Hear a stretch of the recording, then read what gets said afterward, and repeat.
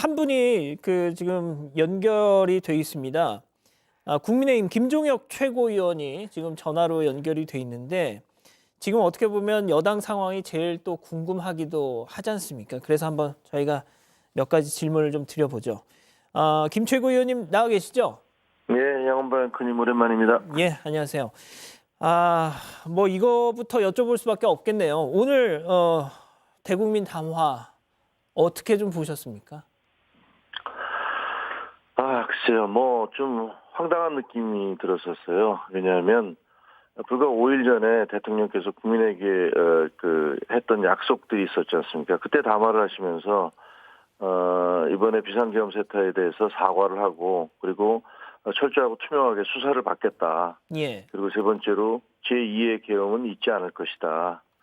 그리고 국정에서 이선으로 후퇴할 것이고 본인의 임기를 포함해서 모든 것을 당과 정부에 맡기겠다. 뭐 이렇게 얘기를 하셨었거든요. 예. 근데 그 5일 뒤에 그 전에 했던 그 담화에 대한 아무런 해명이나 왜 뭐가 달라졌는지 뭐 이것들에 대한 설명 없이 갑자기 정반대의 입장을 내놓으셨잖아요. 음흠. 그러니까 비상계엄 자체가 뭐 잘못된 게 없다 전혀. 그리고 이것은 야당의 패악질에 경고하기 위해서 한 것이다.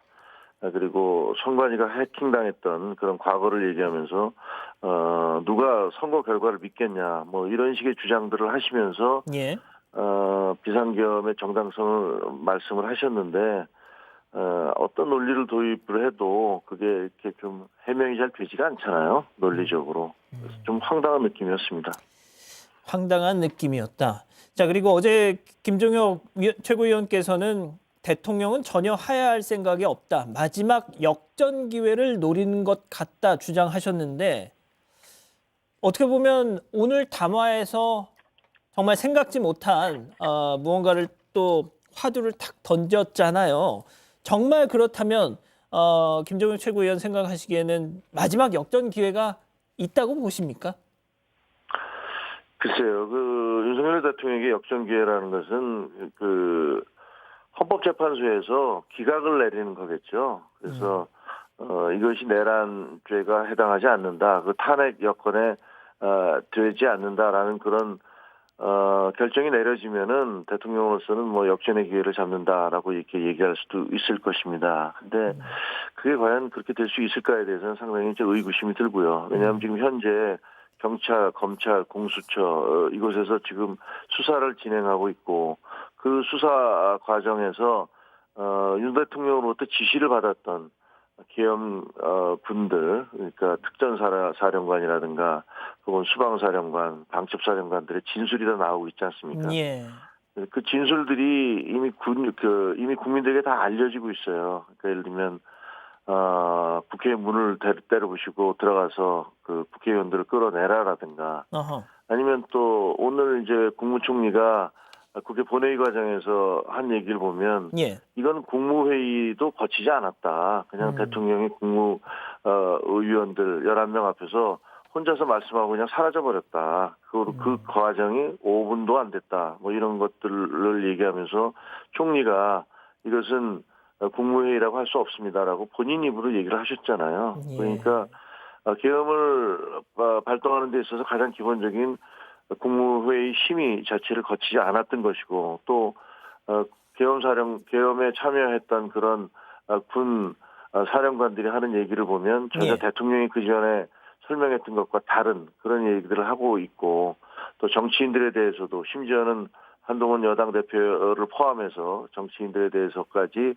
체포조를 운영했던 그런 사실들이 다 공개되고 있기 때문에 예. 이게 헌법재판소라고 하더라도 이런 혐의들을 무시하고 이미 다 공개된 이런 혐의들을 무시할 수가 있을까? 그렇기 때문에 뭐 역전 기회가 크지 않을 거라고 보고요. 또 하나는 뭐 국민들의 여론 그리고 국제사회의 여론 이런 것들이 영향을 미칠 겁니다. 그런데 그것이 결코 좋지 않잖아요. 예. 국제사회도 등을 돌리고 있고 지금 외신들을 보면은 맞습니다. 어떻게 보면 대한민국이 약간 조롱거리처럼 되고 있어서 여러 가지를 고려해 보면 역전 기회는 없을 것 같다는 느낌이 듭니다. 자, 지금 김종혁 최고위원 말씀하시는 동안에 오늘 있었던 국민의힘 의원총회 모습이 나가고 있었는데 그 장면 다시 한번 좀 밑그림 좀 보여줄 수 있을까요? 예. 자, 최고위원님, 제가 정말 이제 정치에 문외한 입장에서 그냥 일반 시민의 입장에서 말이죠. 오늘 의총 상황을 보면서 들었던 약간 조금 진짜 여의도는 별천지인가라는 생각이 들었던 것이 앞서 말씀하셨지만 다른 사람도 아니라 당대표가 이 계엄군의 체포 대상이었습니다. 예? 뭐 네. 그 여러 사람들의 증언으로 뭐 확인이 되고 있죠.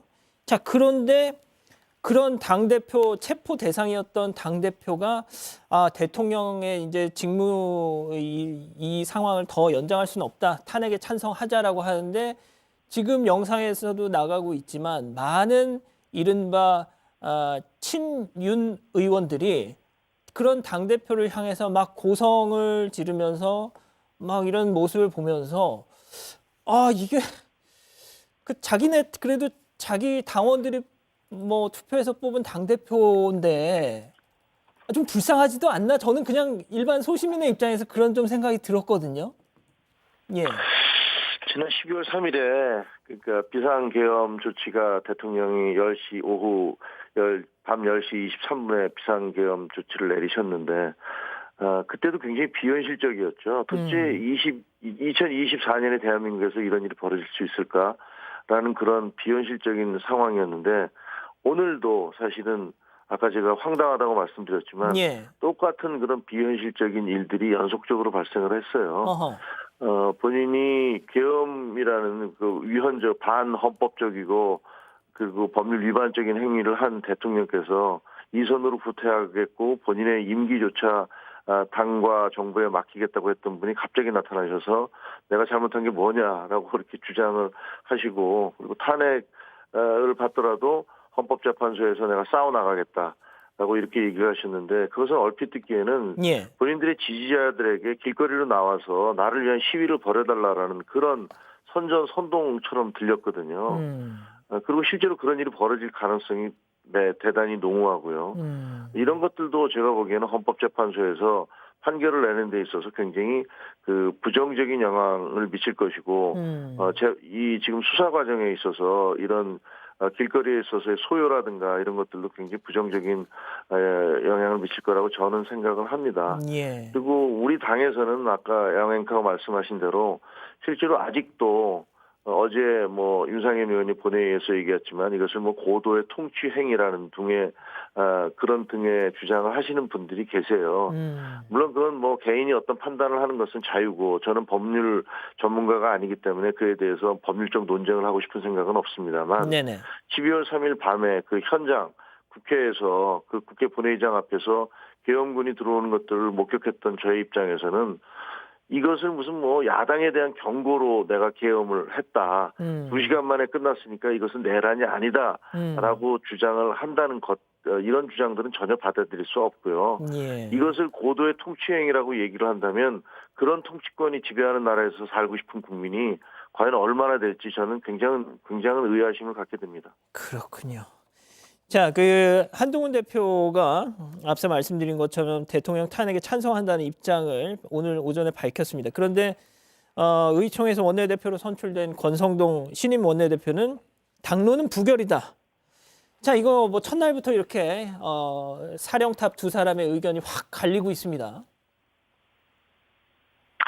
저는 기본적으로 이 탄핵 소추안, 탄핵안 같은 이런 중차대 문제에 있어서 당론으로 결정한다는 것들에 대해서 반대합니다. 물론 이제 여야를 막론할 것 없이 당론이라는 것이 존재하죠. 그것도 필요할 때도 있고요.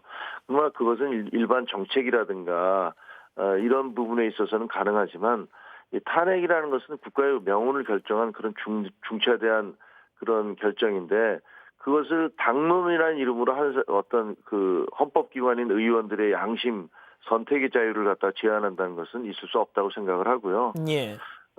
그것에 그리고 또 그 당론보다도 투표장에 갈 수 없도록 하는 행위 자체는 말이 안 된다고 생각을 해요. 어허. 투표장에 가서 본인이 찬성을 하든지 반대를 하든지 그건 본인의 자유입니다. 그건 예.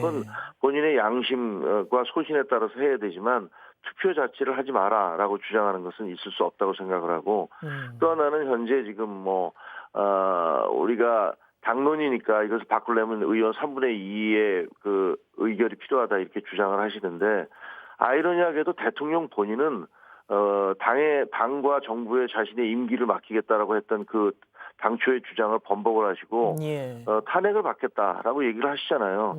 그러면 당사자가 탄핵을 받겠다는데 그 당에서는 탄핵을 반대한다라면서 이것을 당론으로 부결시킨다라고 주장하는 것들이 상당히 모순적이고 앞뒤가 안 맞는 것이기 때문에 그러네요. 웃음거리가 될 거라고 생각을 합니다. 자, 그렇다면 모레 있을 두 번째 대통령 탄핵소추안 통과가 될 거라고 보십니까? 지금 분위기에서는 현재 7명의 의원들이 본인이 찬성을 하겠다고 밝혔습니다. 그런데 8명이면 탄핵안이 통과될 거로 보이는데 조국 그 혁신당 대표가 지금 그 의원직을 상실했기 때문에 비례대표 승계가 어떻게 되는지 모르겠습니다. 그러니까 경우에 따라서는 9명이 필요할 수도 있어요. 그런데 지금 현재 상당수의 의원들이 투표장에 들어가서 내 소신껏 투표하겠다라고 얘기하는 의원들이 몇십 명은 되는 것 같아요. 그렇기 때문에 그 중에서는 아마 이번 사태에 대해서 인정하지 못하는 의원들이 상당수 많기 때문에 찬성표를 던질 가능성이 있고 그렇게 되면 탄핵이 통과될 가능성이 현재로서는 높다 이렇게 보여집니다. 자, 일단 토요일 날 탄핵안이 통과가 되면 그래서 곧바로 윤석열 대통령에 대한 직무 정지 상황이 오면 대통령은 그렇다 치고 집권 여당인 국민의힘 상당한 또 경랑 속으로 들어갈 수밖에 없겠다는 생각도 듭니다. 그렇습니다. 저는 도대체 대통령이 왜 2024년에 이 시기에 비상계엄이라는 저렇게 어처구니 없는 그런 조치를 발동을 하셔서 집권 여당을 거의 괴멸 상태로 끌고 가는지 알 수가 없습니다. 사실 이재명 대표에 대해서 얼마 전에 1심 선거법 위반 재판에서 유죄가 선고됐거든요. 그 징역 1년의 집행유예 2년이고 이 경우 이제 내년 3월이나 4월로 예상되는 그 2심 재판에서도 100만 원 이하의 판결을 받을 가능성은 거의 없다 이렇게 관측이 되고 있습니다. 마치 오늘 대법원 판결에서 조국 대표가 확정 판결을 받았듯이 말입니다. 그렇다면 내년에 그 이재명 대표가 2심에서까지 유죄 판결을 받는다면 집권 여당의 입장에서는 상당히 유리한 고지를 점하는 것도 사실이거든요. 그런데 그런 상황을 놔두고 갑자기 뜬금없이 왜 어떤 국민도 이해하기 어려운 비상계엄이라는 이런 극단적 방법을 동원해서 결국은 우리 집권 여당을 이런 식의 어떤 나락으로 빠뜨리는지 도저히 저는 이해할 수가 없고요. 또 개인적으로 용서할 수도 없습니다. 알겠습니다. 일단 여기까지만 말씀 듣는 걸로 하죠. 국민의힘 김종혁 최고위원과 얘기 나눴습니다. 말씀 감사합니다. 고맙습니다. 예.